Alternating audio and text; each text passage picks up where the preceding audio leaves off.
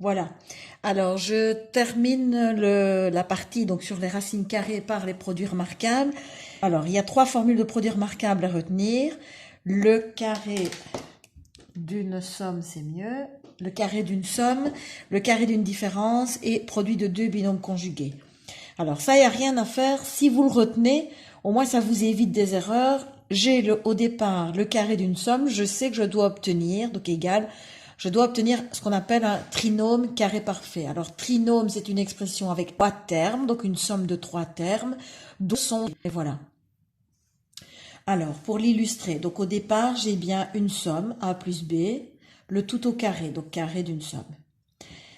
J'ai représenté ça par un carré. Le segment A, c'est deux petits carrés, le segment B, un petit carré.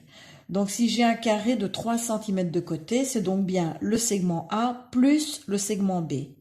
Ben forcément, l'aire d'un carré dont le côté vaut A plus B, le voilà, le carré, c'est tout ça, toute cette surface-là. Alors cette surface, elle reprend l'aire du carré de côté A, donc A carré, l'aire du carré de côté B, donc B carré, plus deux rectangles dont la longueur vaut A et la largeur vaut B, donc AB fois 2, donc 2AB. Donc A carré plus B carré plus 2AB. Donc, ce qu'il faut bien se dire, c'est j'ai deux expressions qui se présentent sous des formes différentes. Là, j'ai une puissance et là, j'ai une somme. Donc, ne vous dites pas, c'est souvent la question qu'on me pose, c'est où il est parti le 2AB. Le 2AB qu'il y avait là. Donc, c'est comme si j'avais 3 fois 4 qui est égal à 10 plus 2. 3 fois 4, 12, 10 plus 2, 12. Pourtant, là, j'ai un produit, là, j'ai une somme. C'est pareil ici. Là, j'ai une puissance, autrement dit un produit, et là, j'ai une somme. D'ailleurs, on dit que l'on développe le produit remarquable puisqu'on est passé d'un produit à une somme. Donc, A carré plus B carré, donc je porte le carré sur le A et sur le B, mais je n'oublie pas d'ajouter ce qu'on appelle le double produit des deux termes A et B. Alors, soit vous retenez A carré plus B carré plus 2AB ou A carré plus 2AB plus B carré. L'addition étant commutative, les deux sont correctes. Une application directe à cette formule, si j'ai le carré de x plus 3, c'est bien le carré d'une somme. J'élève au carré mon premier terme, x carré. J'élève au carré le deuxième terme, plus 3 au carré. Et j'ajoute le double produit de mes deux termes. Donc, x fois 3, le tout fois 2, puisque c'est le double produit, ça me donnera x carré plus 9 plus 6x. Puisque nous verrons plus tard les polynômes sont des expressions dans lesquelles on veille à ordonner les éléments. On aura x carré plus 6x plus 9. Alors, je continue avec la deuxième formule, cette fois-ci carré d'une différence, qui me donne toujours un trinôme carré parfait. Donc, une expression de trois termes, dont deux sont des carrés parfaits. Pareil, donc ici, au départ, je n'ai plus a plus b, mais a moins b, le tout au carré. Alors, pour l'illustrer, c'est un tout petit peu plus compliqué ici. Donc, j'ai un carré dont le grand côté, donc ici, c'est a, et le petit côté, c'est b. Donc, si je veux déterminer l'aire de a moins b au carré, a moins b, c'est cette distance-ci. Son carré, voilà l'aire que je dois représenter. Donc, pour obtenir cette surface-ci, c'est la grande surface, donc l'aire du grand carré, moins cette bande-ci, moins celle-ci. Mais forcément, en faisant ça, vous retirez deux fois ce petit carré-là. Donc, vous devez l'ajouter. Donc, d'où a carré pour l'aire du grand, plus b carré pour l'aire ajouté, moins les deux bandes que vous avez retirées. Donc, je retiens, j'élève au carré mon premier terme, j'élève au carré mon deuxième terme, et toujours je les additionne, mais je retire le double produit. Une application directe, si j'ai x moins 5 le tout au carré, j'élève au carré mon premier terme, donc x carré. Mon deuxième terme, c'est moins 5. Je l'élève au carré 25. De toute manière, que je prenne 5 ou moins 5, j'obtiendrai de toute façon toujours 25, puisqu'un carré est toujours positif. Et je n'oublie pas de retirer, donc moins 2 fois x fois 5. Moins 2 fois x fois moins 5 ou directement moins 2 fois x fois 5. X carré plus 25 moins 10x que l'on ordonne en écrivant x carré moins 10x plus 25. Pour la dernière formule, on a ce qu'on appelle un produit de deux binômes conjugués. Binôme puisqu'on a ici deux expressions composées de deux termes, donc binôme. Conjugué puisque un terme ne change pas de signe. Par contre, le deuxième terme change de signe. Vous voyez que le A reste A dans les deux. Par contre, on a plus B dans l'un, moins B dans l'autre. Donc, c'est la raison pour laquelle on les appelle conjugués. Un produit de deux binômes conjugués me donne comme résultat une différence de deux carrés, ou sous-entendu deux carrés parfaits. La preuve. À partir de ceci, ce que je peux faire, c'est directement appliquer la double distributivité. Donc, on aura A fois A me donne A carré. A fois moins B me donne moins AB. Plus B fois A plus AB. Et plus B fois moins B carré. Les termes suivants sont semblables et opposés. Ils se neutralisent, il me reste A carré moins B carré. Donc j'ai bien une différence de 2 carrés comme résultat. Alors attention ici, A carré, c'est donc le carré du terme qui ne change pas de signe. Donc c'est ce terme-là, c'est celui qui ne change pas de signe qui est élevé d'abord au carré et ensuite le carré du terme qui change de signe. Donc, comme application directe, je propose x plus 4 fois x moins 4.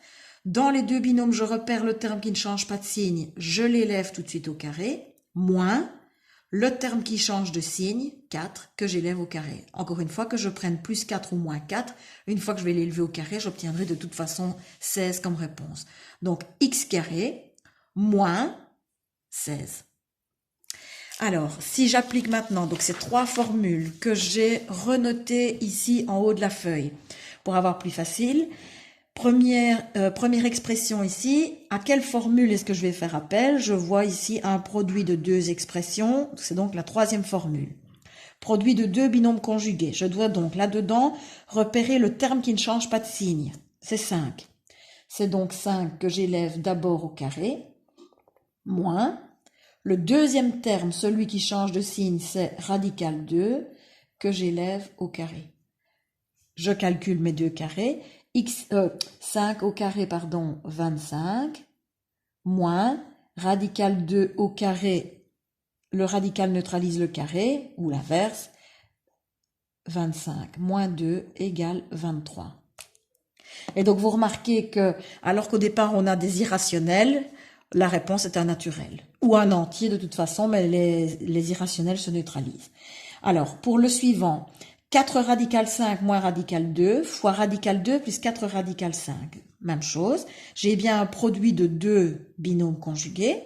Je dois repérer le terme qui ne change pas de signe, c'est 4 radical 5. Donc, j'ai 4 radical 5 que j'élève au carré, moins l'autre terme, c'est radical 2, que j'élève au carré. Alors attention ici, je rappelle, le carré porte sur le coefficient et sur radical 5. Donc on aura 4 au carré qui me donne 16, radical 5 au carré qui me donne 5, moins radical 2 au carré qui me donne 2. Donc on a 16 fois 5 moins 2, autrement dit 80 moins 2, donc 78. Alors, on change de formule. Radical 7 moins radical 3, le tout au carré. On a donc le carré d'une différence. Deuxième formule. Je repère mon premier terme et mon deuxième terme. J'élève au carré mon premier terme. Donc j'ai radical 7 au carré. Plus, j'élève au carré mon deuxième terme. Radical 3 au carré, et puisque c'est une différence, n'oubliez pas, je retire le double produit. Moins 2 fois mon premier terme, c'est radical 7, fois le deuxième terme, radical 3. Maintenant, j'effectue. Radical 7 au carré me donne 7. Radical 3 au carré me donne 3. Donc 7 plus 3, moins 2. Radical 7 fois radical 3, ça me donne radical 21. Réponse finale, j'additionne ce que je peux additionner, donc les termes semblables, les rationnels, ce qui donne 10 moins 2 radical 21. Terminé. Et enfin pour le dernier, 2 radical 7 plus 1 le tout au carré. J'ai donc le carré d'une somme, première formule. J'élève au carré mon premier terme, 2 radical 7 au carré. J'élève au carré, donc plus. J'élève au carré mon deuxième terme. Et j'ajoute, puisque c'est une somme, n'oubliez pas, j'ai le carré moyen, le petit carré plus les deux bandes.